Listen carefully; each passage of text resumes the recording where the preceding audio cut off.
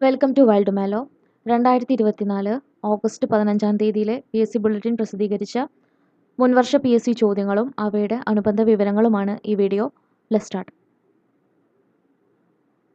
ആദ്യത്തെ ചോദ്യം: കേരളത്തിൽ ഏറ്റവും കൂടുതൽ കണ്ടൽക്കാടുകളുള്ള ജില്ല? കണ്ണൂർ. കേരളത്തിൽ കടൽത്തീര ദൈർഘ്യം കൂടുതലുള്ള ജില്ലയാണ് കണ്ണൂർ. കേരളത്തിൽ കടൽത്തീര ദൈർഘ്യം കൂടുതലുള്ള ജില്ല കണ്ണൂർ. കണ്ടൽ വന ആവാസ വ്യവസ്ഥയുടെ സംരക്ഷണത്തിനായുള്ള അന്താരാഷ്ട്ര ദിനം കണ്ടൽക്കാടുകളുടെ ആവാസ വ്യവസ്ഥയെക്കുറിച്ചുള്ള അവബോധം വളർത്തുന്നതിനും സുസ്ഥിര പരിപാലനത്തിനും സംരക്ഷണവും ലക്ഷ്യമിട്ട് യുനെസ്കോ ജൂലൈ 26 ലോക കണ്ടൽ വന സംരക്ഷണ ദിനമായിട്ട് ആചരിക്കുന്നു. ലോക കണ്ടൽ വന സംരക്ഷണ ദിനം ഏതാണ്? ജൂലൈ 26. ലോകത്തിലെ ഏറ്റവും വലിയ കണ്ടൽ വനമേഖലയാണ് പശ്ചിമ ബംഗാളിലെ സുന്ദർബൻസ്. ലോകത്തിലെ ഏറ്റവും വലിയ കണ്ടൽ വനമേഖല ഏതാണ്? പശ്ചിമ ബംഗാളിലെ Sundarbans. Mangroves for the future തീരദേശ പരിസ്ഥിതി സംരക്ഷണത്തിൽ നിക്ഷേപം പ്രോത്സാഹിപ്പിക്കുന്നതിനായി IUCN-ഉം UNDP-യും വികസിപ്പിച്ച സംരംഭമാണ് മാംഗ്രൂവ് ഫോർ ദ ഫ്യൂച്ചർ. തീരദേശ പരിസ്ഥിതി സംരക്ഷണത്തിൽ നിക്ഷേപം പ്രോത്സാഹിപ്പിക്കുന്നതിന് വേണ്ടിയിട്ട് IUCN-ഉം UNDP-യും കൂടെ വികസിപ്പിച്ച സംരംഭമാണ് മാംഗ്രൂവ്സ് ഫോർ ദ ഫ്യൂച്ചർ. കണ്ടൽക്കാടുകളുടെ സംരക്ഷകൻ എന്നറിയപ്പെടുന്ന പരിസ്ഥിതി പ്രവർത്തകനാണ് കല്ലേൽ പൊക്കുടൻ. കണ്ടൽക്കാടുകളുടെ സംരക്ഷകൻ എന്നറിയപ്പെടുന്നത് കല്ലേടൽ പൊക്കുടൻ. കല്ലേടൻ പൊക്കുടന്റെ ആത്മകഥ ഏതാണ്? കണ്ടൽക്കാടുകൾക്കിടയിൽ എൻ്റെ ജീവിതം. കണ്ടൽക്കാടുകൾക്കിടയിൽ എൻ്റെ ജീവിതമാണ് കല്ലേടൽ പൊക്കുടന്റെ ആത്മകഥ. അടുത്ത ചോദ്യം: കാർഷിക വികസനത്തിനും ഗ്രാമീണ വികസനത്തിനുമായി പ്രവർത്തിക്കുന്ന ഇന്ത്യയിലെ പരമോന്നത ബാങ്ക് ഏതാണ്? നബാർഡാണ്. കാർഷിക വികസനത്തിനും ഗ്രാമീണ വികസനത്തിനുമായിട്ട് പ്രവർത്തിക്കുന്ന ഇന്ത്യയിലെ പരമോന്നത ബാങ്കാണ് നബാർഡ്. നബാർഡ് സ്ഥാപിതമായത് 1982 ജൂലൈ 12 നബാർഡ് സ്ഥാപിതമായത്. നബാർഡ് രൂപീകരണവുമായി ബന്ധപ്പെട്ട കമ്മീഷനാണ് ശിവരാമൻ കമ്മീഷൻ. നബാർഡിന്റെ full form National Bank for Agriculture and Rural Development. National Bank for Agriculture and Rural Development. നബാർഡിന്റെ ആസ്ഥാനം മുംബൈയാണ്. നബാർഡിന്റെ ആസ്ഥാനം മുംബൈയാണ്. ഇന്ത്യയിലെ ഏറ്റവും വലിയ വാണിജ്യ പൊതുമേഖലാ ബാങ്ക് ഏതാണ്? SBI ആണ്. സ്റ്റേറ്റ് ബാങ്ക് ഓഫ് ഇന്ത്യ ആണ് ഇന്ത്യയിലെ ഏറ്റവും വലിയ വാണിജ്യ പൊതുമേഖലാ ബാങ്ക്.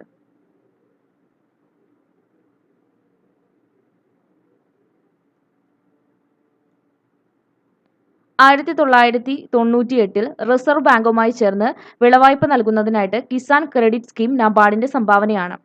1998 റിസർവ് ബാങ്കുമായിട്ട് ചേർന്ന് വിളവായ്പ നൽകുന്നതിനായിട്ട് നബാർഡ് ആരംഭിച്ച സംരംഭമാണ് കിസാൻ ക്രെഡിറ്റ് സ്കീം. വാണിജ്യ ബാങ്കുകൾ, ഗ്രാമീണ ബാങ്കുകൾ, സഹകരണ ബാങ്കുകൾ എന്നിവ വഴി ഈ പദ്ധതിയിലൂടെ അർഹരായ കർഷകർക്ക് ക്രെഡിറ്റ് കാർഡ്, പാസ്ബുക്ക് എന്നിവ നൽകുന്നു. പണലഭ്യത നിലനിർത്തുന്നതിനും പണപ്പെരുപ്പം നിയന്ത്രിക്കുന്നതിനുമായി ഹ്രസ്വകാല ഫണ്ട് ആവശ്യങ്ങൾ നിറവേറ്റുന്നതിനായി വാണിജ്യ ബാങ്കുകൾക്ക് RBI വായ്പയ്ക്ക് നൽകുന്ന നിരക്കിനെയാണ് റിപ്പോ നിരക്ക് എന്ന് പറയുന്നത്. പണലഭ്യത നിലനിർത്താൻ വേണ്ടിയും പണപ്പെരുപ്പം നിയന്ത്രിക്കുന്നതിനുമായിട്ട് ഹ്രസ്വകാല ഫണ്ട് ആവശ്യങ്ങൾ നിറവേറ്റുന്നതിനായിട്ട് വാണിജ്യ ബാങ്കുകൾക്ക് RBI വായ്പയ്ക്ക് നൽകുന്നു. ഇതിനെയാണ് നമ്മൾ റിപ്പോ നിരക്ക് എന്ന് അറിയപ്പെടുന്നത്. ഹിൽട്ടൺ യങ് കമ്മീഷന്റെ ശുപാർശകളാണ് റിസർവ് ബാങ്കിന്റെ രൂപീകരണത്തിന് കാരണമായത്. ഏത് കമ്മീഷനാണ്? ഹിൽട്ടൺ യങ് കമ്മീഷന്റെ ശുപാർശകളാണ് റിസർവ് ബാങ്കിന്റെ രൂപീകരണത്തിന് കാരണമായത്. റിസർവ് ബാങ്ക് സ്ഥാപിതമായത് 1935 ഏപ്രിൽ 1 റിസർവ് ബാങ്ക് സ്ഥാപിതമായത്.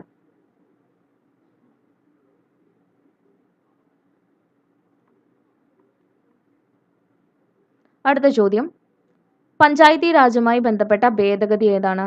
73-ാം ഭേദഗതിയാണ് പഞ്ചായത്തി രാജുമായി ബന്ധപ്പെട്ട ഭേദഗതി.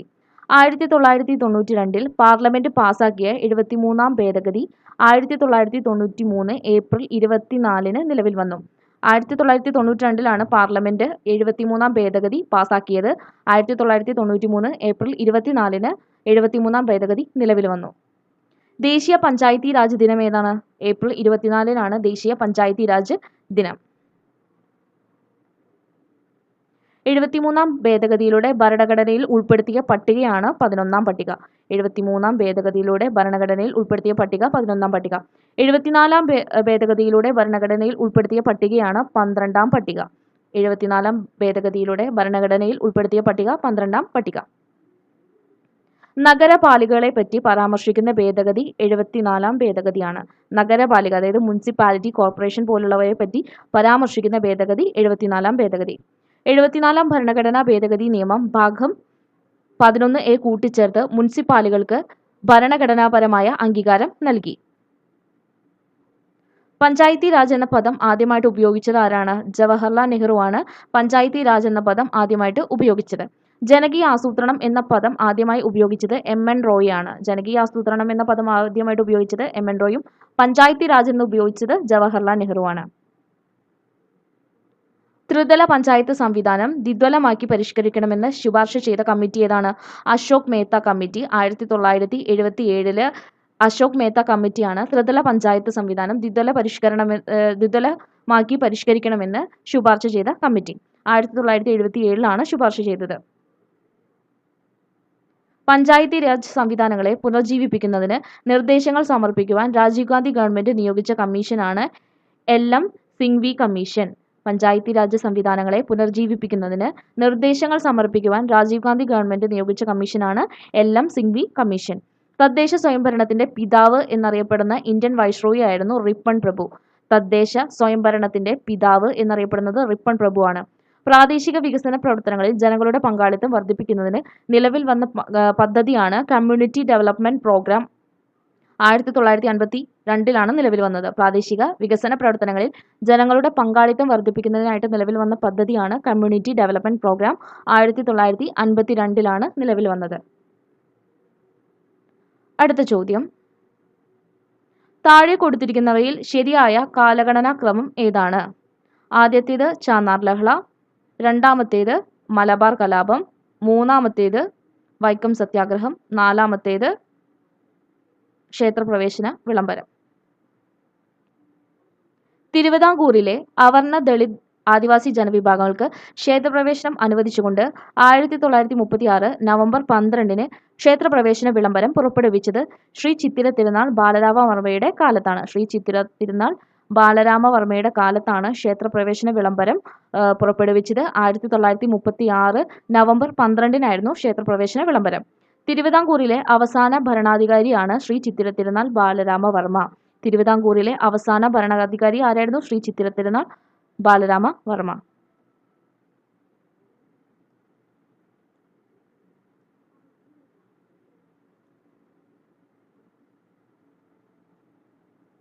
വൈക്കം സത്യാഗ്രഹം ആരംഭിച്ചത് 1924 മാർച്ച് 30 ശ്രീമൂലം തിരുനാളിന്റെ കാലത്താണ് വൈക്കം സത്യാഗ്രഹം ആരംഭിക്കുന്നത്. 1924 മാർച്ച് 30 ശ്രീമൂലം തിരുനാളിന്റെ കാലത്താണ് വൈക്കം സത്യാഗ്രഹം ആരംഭിച്ചത്.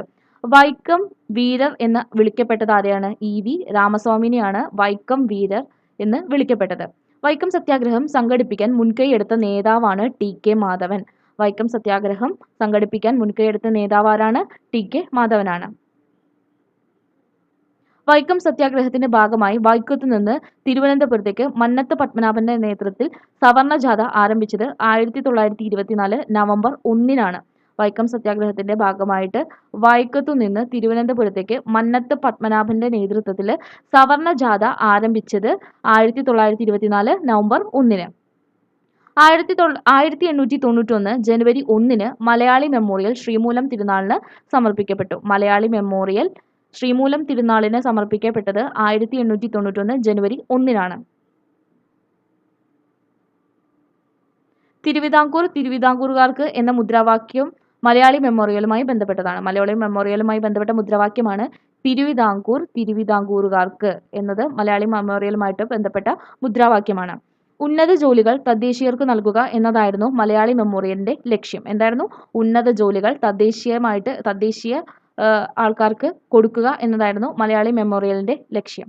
മേൽമുണ്ട് സമരമെന്നും മാറുമറയ്ക്കൽ സമരമെന്നും അറിയപ്പെട്ടിരുന്നതാണ് ചാന്നാർ ലഹള. ചാന്നാർ ലഹള അറിയപ്പെടുന്ന മറ്റു രണ്ട് പേരുകളാണ് മേൽമുണ്ട് സമരം, അതേപോലെ മാറുമറയ്ക്കൽ സമരം എന്ന്. തെക്കൻ തിരുവിതാംകൂറിലെ ചാന്നാർ സ്ത്രീകളുടെ മാറുമറയ്ക്കുന്നതിനുള്ള അവകാശത്തിനായി നടന്ന കലാപമാണ് ചാന്നാർ ലഹള. ചാന്നാർ ലഹളയുടെ ഫലമായിട്ട് 1859 ജൂലൈ 26 തിരുവിതാംകൂർ രാജാവായിരുന്ന ഉത്രം തിരുനാൾ മാർത്താണ്ഡവർമ്മ ചാന്നാർ സ്ത്രീകൾക്ക് മാറുമറയ്ക്കുന്നതിനുള്ള അവകാശം നൽകി. ചാന്നാർ ലഹളയുടെ ഭാഗമായിട്ട് 1859 ജൂലൈ 26 തിരുവിതാംകൂർ രാജാവായിരുന്ന ഉത്രം തിരുനാൾ മാർത്താണ്ഡവർമ്മ ചാർന്ന സ്ത്രീകൾക്ക് മാറുമറയ്ക്കുന്നതിനുള്ള അവകാശം നൽകി. അടുത്ത ചോദ്യം, മനുഷ്യ ശരീരത്തിലെ ഹീമോഗ്ലോബിനിൽ കാണുന്ന ലോഹം ഏതാണ്? ഇരുമ്പാണ് മനുഷ്യ ശരീരത്തിന്റെ ഹീമോഗ്ലോബിനിൽ കാണുന്ന ലോഹം. അരുണ രക്താണുക്കളിലാണ് ഹീമോഗ്ലോബിൻ കാണപ്പെടുന്നത്. ബ്ലഡിൽ അരുണ രക്താണുക്കളിലാണ് ഹീമോഗ്ലോബിൻ കാണപ്പെടുന്നത്. രക്തത്തിന് ചുവപ്പ് നിറം നൽകുന്ന വർണ്ണകമാണ് ഹീമോഗ്ലോബിൻ. രക്തത്തിന് ചുവപ്പ് നിറം നൽകുന്ന വർണ്ണകമാണ് ഹീമോഗ്ലോബിൻ. ശരീരകോശത്തിലേക്ക് ഓക്സിജൻ എത്തിക്കുന്നത് ഹീമോഗ്ലോബിനാണ്. ശരീരത്തിലേക്ക് ഓക്സിജൻ എത്തിക്കുന്നത് ഹീമോഗ്ലോബിനാണ്. രക്തത്തെക്കുറിച്ചിട്ടുള്ള പഠനമാണ് ഹീമറ്റോളജി. രക്തത്തെക്കുറിച്ചിട്ടുള്ള പഠനമാണ് ഹീമറ്റോളജി. ശരീരത്തിന്റെ പ്രതിരോധ ശേഷിക്ക് കാരണമായ രക്തകോശങ്ങളാണ് ശ്വേതരക്താണുക്കൾ. ശരീരത്തിന്റെ പ്രതിരോധ ശേഷിക്ക് കാരണം ഏത് രക്തകോശങ്ങളാണ്? ശ്വേതരക്താണുക്കളാണ്. രക്തം കട്ടപിടിക്കാതിരിക്കാൻ സഹായിക്കുന്ന രക്തകോശമാണ് പ്ലേറ്റ്ലെറ്റുകൾ. രക്തം കട്ടപിടിക്കാതിരിക്കാൻ സഹായിക്കുന്ന രക്തകോശം പ്ലേറ്റ്ലെറ്റുകൾ. മുറിവുണ്ടായാൽ രക്തം കട്ടപിടിക്കാത്ത രോഗാവസ്ഥയാണ് ഹീമോഫീലിയ. മുറിവുണ്ടായിക്കഴിഞ്ഞാൽ രക്തം കട്ടപിടിക്കാത്ത രോഗാവസ്ഥയെയാണ് ഹീമോഫീലിയ എന്ന് പറയുന്നത്. ശരീരത്തിൽ ഏറ്റവും കൂടുതലുള്ള ലോഹമാണ് കാൽസ്യം. ശരീരത്തിൽ ഏറ്റവും കൂടുതലുള്ള ലോഹം ഏതാണ്? കാൽസ്യമാണ്. രക്തം കട്ടപിടിക്കുന്നത് തടയുന്ന ഹെപ്പാരിൻ എന്ന രാസവസ്തു നിർമ്മിക്കുന്ന ശ്വേതരക്താണുവാണ് ബേസോഫിൽ. രക്തം കട്ടപിടിക്കുന്നത് തടയുന്നത് എന്താണ്? ഹെപ്പാരിൻ ആണ്. ഈ രാസവസ്തു നിർമ്മിക്കുന്ന ശ്വേതരക്താണുമാണ് ബേസോഫിൽ.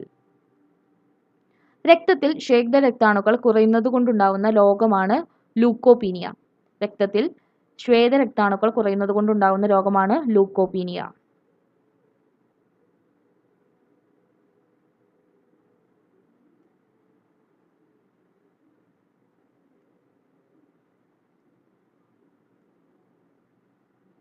അടുത്ത ചോദ്യം, താഴെ പറയുന്നവയിൽ ഇന്ത്യൻ മഹാസമുദ്രത്തിലെ സമുദ്രജല പ്രവാഹം ഏതാണ്? അഗുൾഹാസ് പ്രവാഹമാണ് ഇന്ത്യൻ മഹാസമുദ്രത്തിലെ സമുദ്രജല പ്രവാഹം. വടക്കൻ പസഫിക് സമുദ്രത്തിന്റെ പടിഞ്ഞാറ് ഭാഗത്ത് വടക്ക് ദിശയിലേക്ക് ഒഴുകുന്ന സമുദ്രജല പ്രവാഹമാണ് കുറോഷിയോ പ്രവാഹം. വടക്കൻ പസഫിക് സമുദ്രത്തിന്റെ പടിഞ്ഞാറ് ഭാഗത്തു നിന്ന് വടക്ക് ദിശയിലേക്ക് ഒഴുകുന്ന സമുദ്രജല പ്രവാഹമാണ് കുറോഷിയോ പ്രവാഹം. കുറോഷിയോ പ്രവാഹം ജപ്പാൻ പ്രവാഹം എന്നും അറിയപ്പെടുന്നു. കുറോഷിയോ പ്രവാഹം അറിയപ്പെടുന്ന മറ്റൊരു പേരാണ് ജപ്പാൻ പ്രവാഹം. ഉത്തര ധ്രുവത്തിലേക്ക് ഉഷ്ണജലം എത്തിക്കുന്നത് ഈ പ്രവാഹമാണ്. താപനിലയെ അടിസ്ഥാനമാക്കി ജലപ്രവാഹങ്ങളെ ശീതജലപ്രവാഹങ്ങൾ, ഉഷ്ണജലപ്രവാഹങ്ങൾ എന്നിങ്ങനെ രണ്ടായിട്ട് തരംതിരിച്ചിരിക്കുന്നു. താപനിലയെ അടിസ്ഥാനമാക്കിയിട്ട് ജലപ്രവാഹങ്ങളെ ശീതജലപ്രവാഹങ്ങളെന്നും ഉഷ്ണജലപ്രവാഹങ്ങളെന്നും രണ്ടായിട്ട് തരംതിരിച്ചിരിക്കുന്നു. കോറിയോളിസിസ് ബലത്താൽ ഉത്തരാർദ്ധഗോളത്തിലെ താഴ്ന്ന അക്ഷാംശ പ്രദേശങ്ങളിൽ ജലപ്രവാഹങ്ങൾക്ക് വലത്തോട്ടും ദക്ഷിണാർദ്ധഗോളത്തിൽ ഇടത്തോട്ടും വ്യതിചലനത്തിന് സാധ്യതയുണ്ട്. ജലപ്രവാഹത്തിന്റെ വേഗത അളക്കുന്ന യൂണിറ്റാണ് നോട്ട്സ്. ജലപ്രവാഹത്തിന്റെ വേഗത അളക്കുന്ന യൂണിറ്റാണ് നോട്ട്സ്. അറ്റ്ലാന്റിക് സമുദ്രത്തിലെ ജലപ്രവാഹമായ ഗൾഫ് സ്ട്രീം ഉഷ്ണജലപ്രവാഹത്തിന് ഉദാഹരണമാണ്. അറ്റ്ലാന്റിക് സമുദ്രത്തിലെ ജലപ്രവാഹമായിട്ടുള്ള ഗൾഫ് സ്ട്രീം ഉഷ്ണജലപ്രവാഹത്തിന് ഉദാഹരണമാണ്. പടിഞ്ഞാറൻ യൂറോപ്പിലെ വിവിധ രാജ്യങ്ങളിൽ ഉയർന്ന താപനിലയ്ക്ക് കാരണം ഈ ഒരു ഗൾഫ് സ്ട്രീം ജലപ്രവാഹമാണ്. അറ്റ്ലാന്റിക് സമുദ്രത്തിലെ ഒരു ശീതജല പ്രവാഹമാണ് കാനറി പ്രവാഹം. അറ്റ്ലാന്റിക് സമുദ്രത്തിലെ ഒരു ശീതജല പ്രവാഹമാണ് കാനറി പ്രവാഹം. ഇന്ത്യൻ മഹാസമുദ്രത്തിലെ ഒരു ഉഷ്ണജല പ്രവാഹമാണ് അഗുൾഹാസ് പ്രവാഹം. ഇന്ത്യൻ മഹാസമുദ്രത്തിലെ ജലപ്രവാഹമാണ് അഗുൾഹാസ് പ്രവാഹം. അറ്റ്ലാന്റിക് സമുദ്രത്തിലെ ഒരു ശീതജല പ്രവാഹമാണ് കാനറി പ്രവാഹം. അറ്റ്ലാന്റിക് സമുദ്രത്തിലെ ഒരു ശീതജല പ്രവാഹമാണ് ബെൻഗ്വേല പ്രവാഹം. അറ്റ്ലാന്റിക് സമുദ്രത്തിലെ ഒരു ശീതജല പ്രവാഹമാണ് ബെൻഗ്വേല പ്രവാഹം. എൽനിനോ പ്രതിഭാസം കാണപ്പെടുന്ന സമുദ്രതീരം ഏതാണ്? പസഫിക് സമുദ്രതീരത്താണ് എൽനിനോ എന്ന പ്രതിഭാസം കാണപ്പെടുന്നത്. സൂര്യനും ചന്ദ്രനും ഭൂമിയും നേർരേഖയിലെത്തുമ്പോൾ വേലിയേറ്റങ്ങളുടെ ഉയരം കൂടുന്നു. ഇവയാണ് വാവുവേലി അഥവാ സ്പ്രിംഗ് ടൈഡ്സ്. സൂര്യനും ചന്ദ്രനും ഭൂമിയും നേർരേഖയിലെത്തുമ്പോൾ വേലിയേറ്റങ്ങളുടെ ഉയരം കൂടുന്നു. ഇതിനെയാണ് വാവുവേലി എന്ന് അറിയപ്പെടുന്നത്. അമാവാസി, പൗർണമി ദിവസങ്ങളിൽ മാസത്തിൽ 2 തവണ വാവുവേലികൾ ആവർത്തിക്കുന്നു.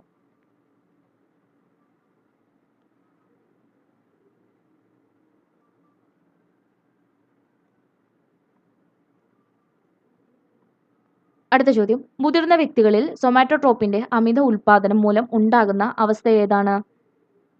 അക്രോമെഗാലി. മുതിർന്ന വ്യക്തികളിൽ സൊമാറ്റോട്രോപ്പിന്റെ അമിത ഉൽപാദനം മൂലം ഉണ്ടാകുന്ന അവസ്ഥയാണ് അക്രോമെഗാലി.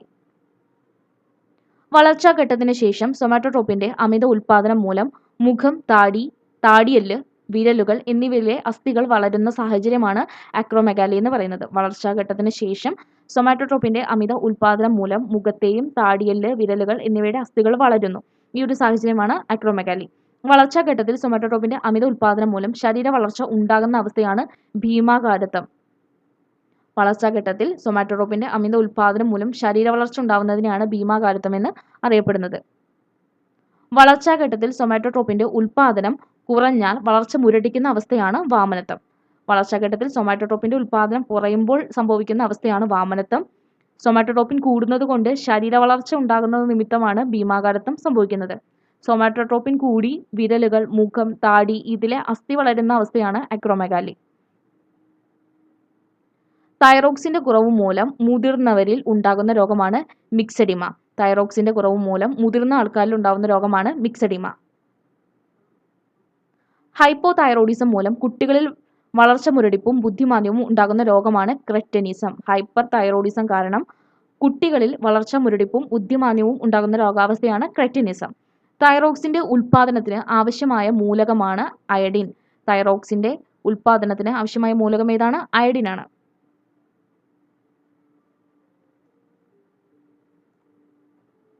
വളർച്ചയ്ക്ക് പിന്നിലെ ഹോർമോൺ ഉൽപ്പാദിപ്പിക്കുന്ന ഗ്രന്ഥി പിറ്റ്യൂട്ടറി ഗ്രന്ഥിയാണ്. വളർച്ചയ്ക്ക് പിന്നിലെ ഹോർമോൺ ഉൽപ്പാദിപ്പിക്കുന്ന ഗ്രന്ഥി പിറ്റ്യൂട്ടറി ഗ്രന്ഥി. ഓക്സിറ്റോസിൻ, വാസോപ്രസിൻ എന്നീ ഹോർമോണുകൾ ഉൽപ്പാദിപ്പിക്കപ്പെടുന്നത് ഹൈപ്പോതലാമസ് ആണ്. ഹൈപ്പോതലാമസ് ഉൽപ്പാദിപ്പിക്കുന്ന ഹോർമോണുകളാണ് ഓക്സിറ്റോസിനും വാസോപ്രസിനും. ഈ ഹോർമോണുകളെ പിറ്റ്യൂട്ടറി ഗ്രന്ഥി പിന്തളത്തിൽ സംഭരിച്ച് ആവശ്യാനുസരണം രക്തത്തിലേക്ക് കലർത്തുന്നു. വാസോപ്രസിൻ അതായത് ADH വൃക്കയിൽ ജലത്തിന്റെ പുനരാഗിരണത്തിന് സഹായിക്കുന്നു. വൃക്കയിൽ വെച്ചിട്ട് ജലം പുനരാഗിരണത്തിന് വേണ്ടിയിട്ട് സഹായിക്കുന്ന ഹോർമോണാണ് വാസോപ്രസിൻ. വൃക്കയിൽ ജലത്തിന്റെ പുനരാഗിരണം കുറയുകയും കൂടിയ അളവിൽ മൂത്രം പുറന്തള്ളപ്പെടുകയും ചെയ്യുന്ന അവസ്ഥയാണ് ഡയബറ്റിസ് ഇൻസിപിഡസ്.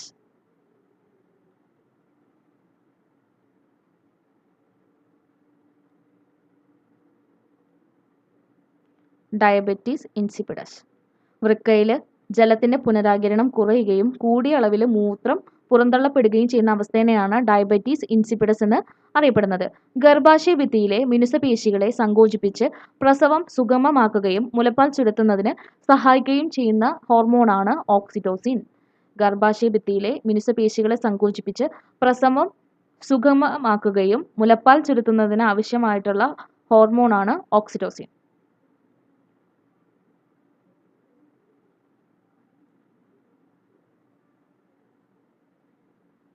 അടുത്ത ചോദ്യം, കേരള സംസ്ഥാനത്തിലെ ഇപ്പോഴത്തെ യുവജനകാര്യ കമ്മീഷൻ ചെയർമാൻ ആരാണ്? M. ഷാജർ ആണ് കേരള സംസ്ഥാനത്തിലെ ഇപ്പോഴത്തെ യുവജനകാര്യ കമ്മീഷൻ ചെയർമാൻ. യുവാക്കളെ വിദ്യാസമ്പന്നരാക്കുന്നതിനും ശാക്തീകരിക്കുന്നതിനും വേണ്ടി പദ്ധതികൾ ആവിഷ്കരിക്കുകയും നടപ്പിലാക്കുകയും ചെയ്യുന്നതിനും യുവാക്കളുടെ അവകാശങ്ങളുടെ സംരക്ഷകനായി വർത്തിക്കുന്നതിനുമായി രൂപീകരിക്കപ്പെട്ടതാണ് ഈ കേരള സംസ്ഥാന യുവജന കമ്മീഷൻ. യുവാക്കളെ വിദ്യാസമ്പന്നരാക്കുന്നതിന് വേണ്ടിയിട്ടും ശാക്തീകരിക്കുന്നതിന് വേണ്ടി പദ്ധതികൾ ആവിഷ്കരിക്കാനും അത് നടപ്പിലാക്കുകയും ചെയ്യുന്നതിനായിട്ട് യുവാക്കളുടെ അവകാശങ്ങളുടെ സംരക്ഷണത്തിനായിട്ട് രൂപീകരിക്കപ്പെട്ട സംഘടനയാണ് കേരള സംസ്ഥാന യുവജന കമ്മീഷൻ. സാമ്പത്തികവും സാമൂഹികവുമായി ഏറെ പിന്നോക്കം നിൽക്കുന്ന യുവജനങ്ങളിൽ നിയമസഹായം ആവശ്യമുള്ളവർക്കായി ടോൾ ഫ്രീ നമ്പറിലൂടെ സേവനം നൽകുന്നതിനുള്ള കേരള സംസ്ഥാന യുവജന കമ്മീഷൻ നടപ്പിലാക്കിയ പദ്ധതിയാണ് യൂത്ത് ലീഗൽ സപ്പോർട്ട് സെന്റർ. സാമ്പത്തികവും സാമൂഹികവുമായി ഏറെ പിന്നോക്കം നിൽക്കുന്ന യുവജനങ്ങളിൽ നിയമസഹായം ആവശ്യമുള്ളവർക്കായി ഒരു ടോൾ ഫ്രീ നമ്പറിലൂടെ സേവനം നൽകുന്നതിനു വേണ്ടി കേരള സംസ്ഥാന യുവജന കമ്മീഷൻ നടപ്പിലാക്കിയ പദ്ധതിയാണ് യൂത്ത് ലീഗൽ സപ്പോർട്ട് സെന്റർ. പരിസ്ഥിതി സംരക്ഷണം, പരിസ്ഥിതി പ്രശ്നങ്ങൾക്ക് പരിഹാരം കണ്ടെത്തൽ, കൃഷിയുമായി ബന്ധപ്പെട്ട തൊഴിലിനെക്കുറിച്ച് ബോധവൽക്കരണം എന്നിവയ്ക്ക് വേണ്ടി സേവന സന്നദ്ധരായ ഒരു കൂട്ടം യുവജനങ്ങളെ കണ്ടെത്താനും അവർക്ക് പരിശീലനം നൽകാനും സർക്കാരിന്റെ വിവിധ പരിസ്ഥിതി പ്രവർത്തനങ്ങളുമായി ബന്ധപ്പെട്ട് പ്രവർത്തിക്കുന്നതിനുമായി കേരള സംസ്ഥാന യുവജന കമ്മീഷൻ നടപ്പിലാക്കിയ പദ്ധതിയാണ് ഗ്രീൻ യൂത്ത് പദ്ധതി. കമ്മീഷൻ 9-ാം വകുപ്പ് പ്രകാരമുള്ള അതിന്റെ ചുമതലകൾ നിർവഹിക്കുമ്പോൾ 1908 സിവിൽ നടപടി നിയമസംഹിതയിൽ കീഴിൽ ഒരു വ്യവഹാര വിചാരണ ചെയ്യുന്ന സിവിൽ കോടതിക്കുള്ള എല്ലാ അധികാരങ്ങളും ഉണ്ടായിരിക്കുന്നതാണ്. കല, സാംസ്കാരികം മേഖലകളിൽ നിന്ന് കേരള സംസ്ഥാന യുവജന കമ്മീഷൻ 2023-24 വർഷത്തെ യൂത്ത് ഐക്കൺ അവാർഡിന് അർഹനായത് ബേസിൽ ജോസഫ് ആണ്. കലാ സാംസ്കാരിക മേഖലയിൽ കേരള സംസ്ഥാന യുവജന കമ്മീഷന്റെ 2023-2024 വർഷത്തെ യൂത്ത് ഐക്കൺ അവാർഡിന് അർഹനായത് ആരാണ്? ബേസിൽ ജോസഫാണ്. കായിക രംഗത്ത് നിന്ന് ലോങ് ജംപ് താരവും ഏഷ്യൻ ഗെയിംസ് വെള്ളി മെഡൽ ജേതാവുമായ ആൻസി സോജൻ അർഹനായി. കായിക രംഗത്ത് നിന്ന് ആരാണ്? ലോങ് ജംപ് താരവും ഏഷ്യൻ ഗെയിംസ് വെള്ളി മെഡൽ താരവുമായിട്ടുള്ള ആൻസി സോജൻ. ആൻസി സോജനാണ് കായിക രംഗത്ത് നിന്ന് അവാർഡിന് അർഹനായത്. വ്യവസായം സംരംഭം മേഖലയിൽ കേരളത്തിലെ ശ്രദ്ധേയനായ യുവ സംരംഭകനായ സജീവ് കെ.വി. അവാർഡിന് അർഹനായി. വ്യവസായം സംരംഭക മേഖലയിൽ കേരളത്തിലെ ശ്രദ്ധേയനായിട്ടുള്ള സജീഷ് കെ.വി. ആണ് അവാർഡിന് അർഹനായത്.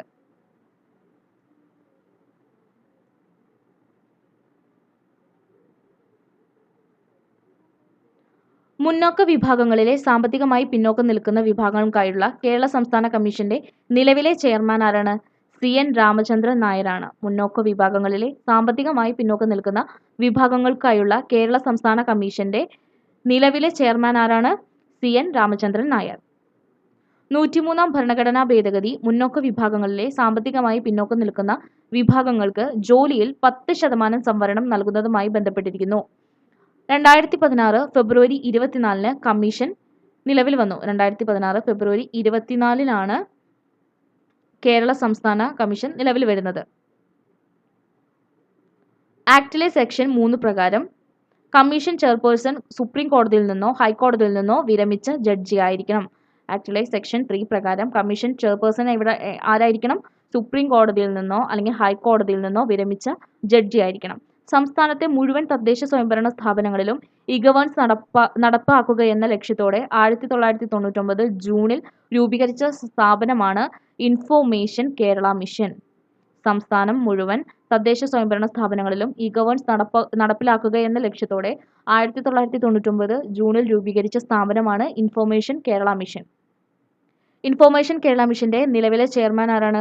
ഡോക്ടർ സന്തോഷ് ബാബു IAS ആണ് ഇൻഫോർമേഷൻ കേരള മിഷന്റെ നിലവിലെ ചെയർമാൻ. അടുത്ത ചോദ്യം, സ്നേഹസാന്ത്വനം പദ്ധതി ആർക്കാണ് നൽകി വരുന്നത്? സംസ്ഥാനത്തെ എൻഡോസൾഫാൻ ബാധിതരായിട്ടുള്ള ഇരകൾക്ക് വേണ്ടിയിട്ടുള്ള ധനസഹായമാണ് സ്നേഹസാന്ത്വനം പദ്ധതി. സ്നേഹസാന്ത്വനം സംസ്ഥാനത്തെ എൻഡോസൾഫാൻ ഇരകൾക്കായുള്ള പ്രതിമാസ ധനസഹായ പദ്ധതിയാണ് സ്നേഹസാന്ത്വനം. ഈ പദ്ധതി പ്രകാരം സാമ്പത്തിക സഹായം 2010 ഡിസംബർ മുതൽ നൽകി വരുന്നു. ഈ പദ്ധതി പ്രകാരം 2010 ഡിസംബർ മുതലാണ് ഈ പദ്ധതി പ്രകാരം ധനസഹായം നൽകി വരുന്നത്. ചൂഷണത്തിന് വിധേയരായി അവിവാഹിത അവസ്ഥയിൽ അമ്മമാരായവർക്ക് ദൈനംദിന ജീവിതത്തിന് ആവശ്യമായ സാമ്പത്തിക സഹായം നൽകി ഇവരെ പുനരധിവസിപ്പിക്കുക എന്ന ലക്ഷ്യത്തോടെ ആരംഭിച്ച പദ്ധതിയാണ് സ്നേഹസ്പർശം. ചൂഷണത്തിന് വിധേയരായി അവിവാഹിത അവസ്ഥയിൽ അമ്മമാരാകുന്ന ദൈനംദിന ജീവിതത്തിന് ആവശ്യമായ സാമ്പത്തിക സഹായം നൽകി ഇവരെ പുനരധിവസിപ്പിക്കുക എന്ന ലക്ഷ്യത്തോടെ ആരംഭിച്ച പദ്ധതിയാണ് സ്നേഹസ്പർശം. ശ്രവണ വൈകല്യം നേരിടുന്ന 5 വയസ്സിൽ താഴെയുള്ള കുട്ടികൾക്ക് കോക്ലിയർ ഇംപ്ലാന്റേഷനും അനുബന്ധ സേവനങ്ങളും സൗജന്യമായി ഉറപ്പാക്കുവാനായി സംസ്ഥാന സർക്കാർ ആവിഷ്കരിച്ച പദ്ധതിയാണ് ശ്രുതി തരംഗം. ശ്രവണ വൈകല്യം നേരിടുന്ന 5 വയസ്സിൽ താഴെയുള്ള കുട്ടികൾക്ക് വേണ്ടി കോക്ലിയർ ഇംപ്ലാന്റേഷനും അനുബന്ധ സേവനങ്ങൾക്കുമായിട്ട് സൗജന്യമായിട്ട് നടത്താൻ വേണ്ടിയിട്ട് കേരള സംസ്ഥാന സർക്കാർ ആവിഷ്കരിച്ച് നടപ്പിലാക്കുന്ന പദ്ധതിയാണ് ശ്രുതി തരംഗം. ഒരു മുഴുവൻ സമയ പരിചാരകന്റെ സേവനം ആവശ്യമാവിധം കിടപ്പിലായ രോഗികളെയും മാനസിക ശാരീരിക വെല്ലുവിളി നേരിടുന്നവരെയും ഗുരുതര രോഗമുള്ളവരെയും പരിചരിക്കുന്നവർക്ക് പ്രതിമാസ ധനസഹായം അനുവദിക്കുന്ന പദ്ധതിയാണ് ആശ്വാസ കിരണം പദ്ധതി.